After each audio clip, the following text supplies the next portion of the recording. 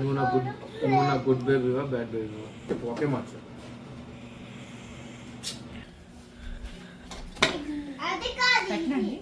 ఇప్పుడైనా ముందు నేను నీకు తినిపించేస్తా. ఓకే అది పెట్టమ్మా.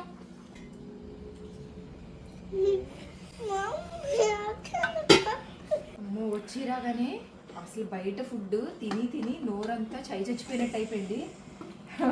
నా వల్ల కాదు. ముందు అసలు ఏది ఉంటే అది వేసేసుకొని తినేద్దాం అనుకున్నాం, కానీ లేదులే కాస్త పుల్ల పుల్లగా ఇలా తినాలనిపించి టమాటాలో కోడిగుడ్లు కొట్టేసి వేసి చేస్తారు కదా, అలా చేసాను. మీరంతా బయటకు వెళ్ళి వచ్చిరా కానీ ఎట్లాంటి ఫుడ్ ప్రిపేర్ చేసుకుంటారు? నేనైతే ఇలా చేశాను.